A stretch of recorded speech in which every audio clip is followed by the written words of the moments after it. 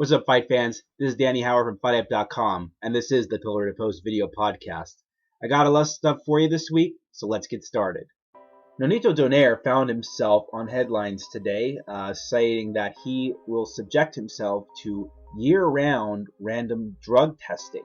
Donaire will submit blood and urine samples year-round, making him the first fighter to actually use what would be actually considered, in the literal form of the word, Olympic-style testing.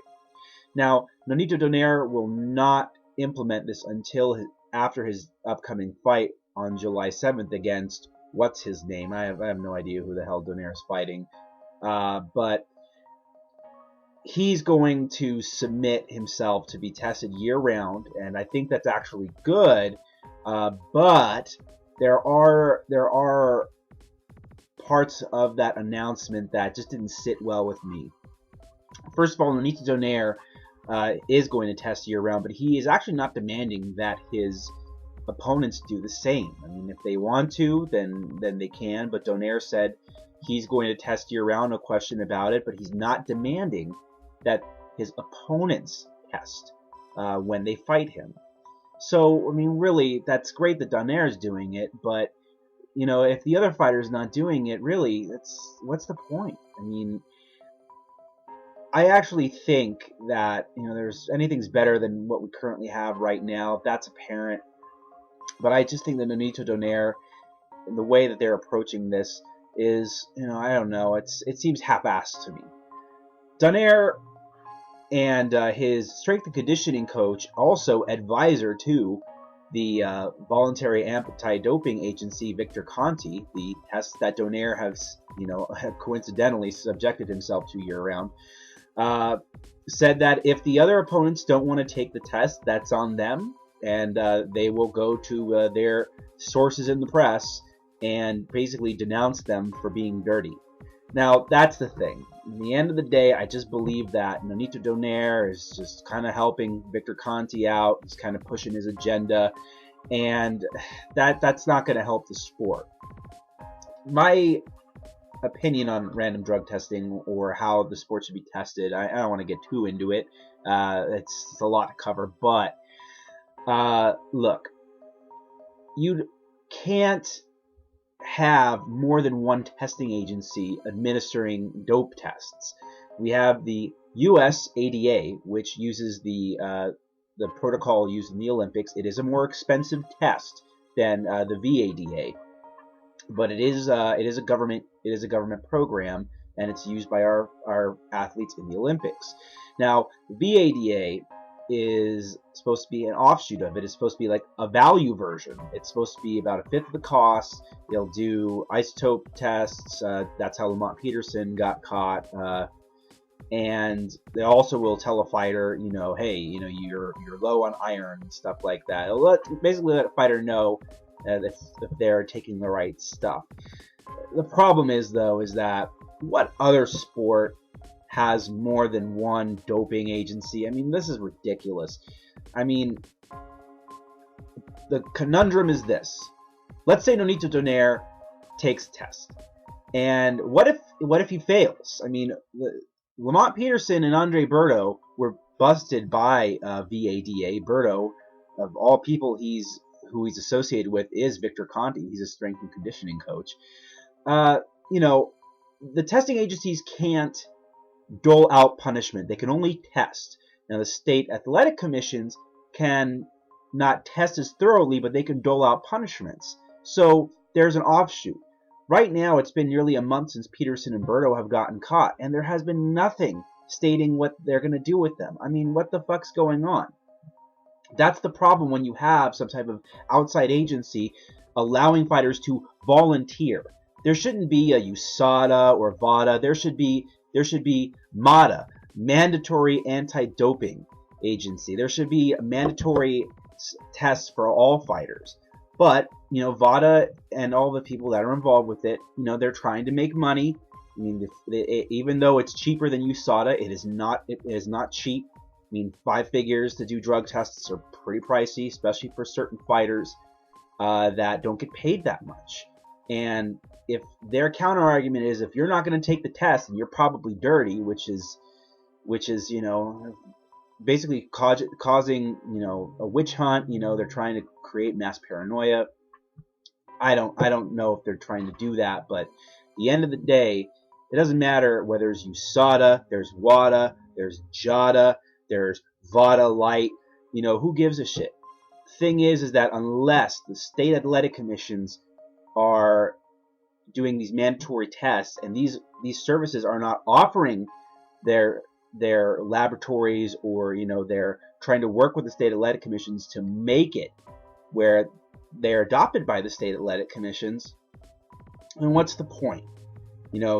Testing with no consequences. That's the thing. You can test positive. It can be a real pain in the ass, like we saw with the whole Lamont Peterson situation. But at the same time, they can't punish you. So I don't know. Again, props to Nonito Donaire for putting himself out there. I hope that they can determine if Donaire is using animal urine in his urine samples, because I could tell you right now, I think there's a little bit of chicken in him, especially when he saw Guillermo Rigondeaux just rip off Tayon Kennedy last weekend. I know Nonito wants nothing to do with him. That's a story for another day, though. So on Friday, we do have a very interesting heavyweight fight on NBC's Sports Fight Night between Eddie Chambers and Tomasz Adamek, both former Klitschko victims. Now, Eddie Chambers was supposed to come back earlier in the year in January against Sergey Lykovic, but Chambers suffered an injury in that fight and had to pull out. Subsequently, before that, Chambers had to fight Tony Thompson as an eliminator to fight Vladimir Klitschko.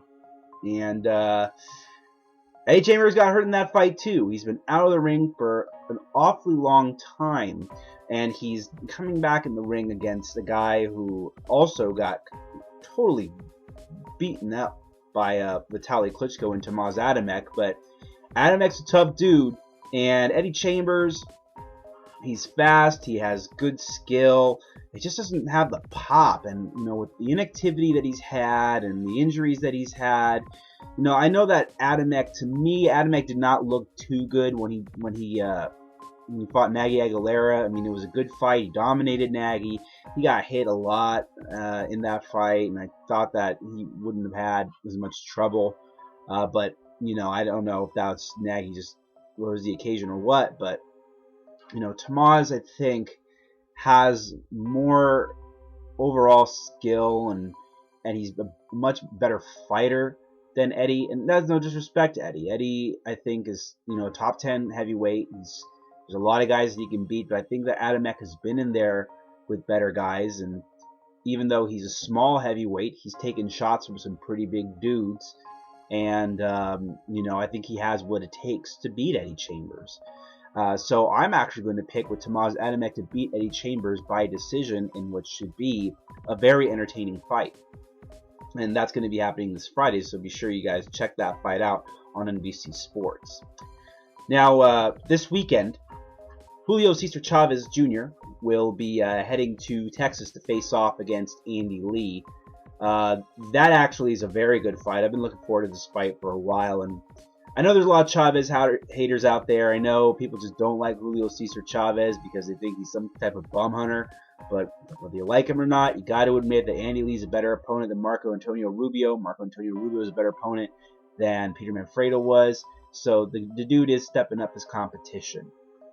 Now, Andy Lee is tall. He's a southpaw, and he's young.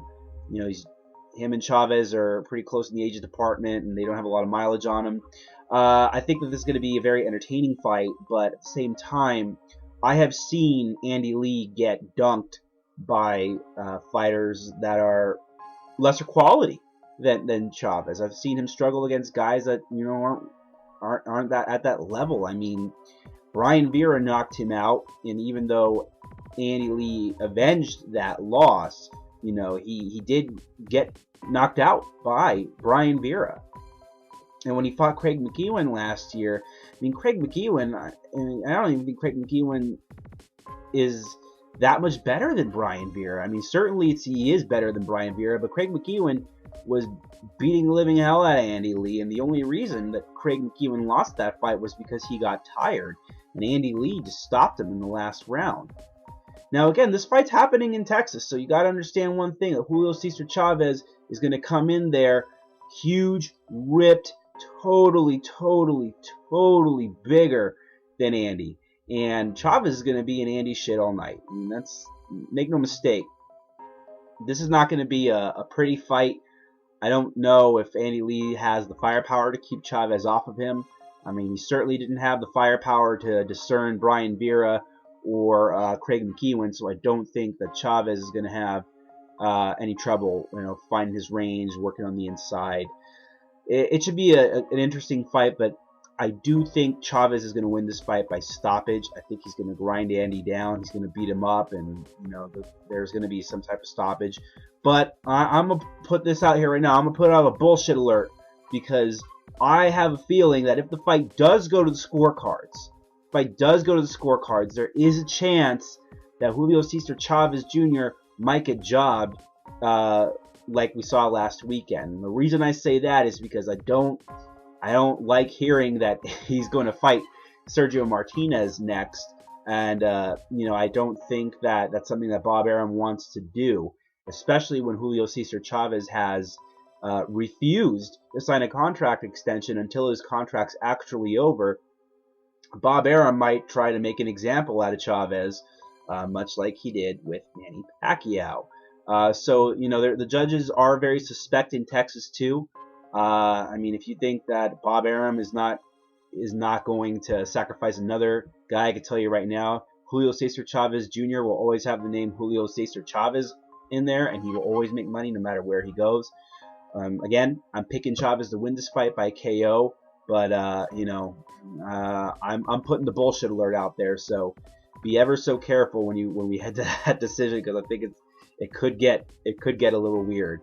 But again, I'm going with Chavez by knockout late in the fight. And as far as the heavyweight fight's concerned, I'm picking Adamek to go over Chambers by decision. Alright guys, that about does it for me this week. Thanks for joining me for another episode of the Pillar to Post video podcast. And you guys can always get in touch with me at dhoward@fighthype.com, or you can add me as a friend on Facebook. Please be sure to hit the like button and leave your comments below, as well as subscribe. Also, make sure that you guys always dial it into fighthype.com, your #1 source for boxing and MMA news. And be sure to catch me every week on Fight Hype Radio every Wednesday starting at 5 p.m. Pacific Standard Time. So until then, guys, I'll see you at the fights, and have a good one.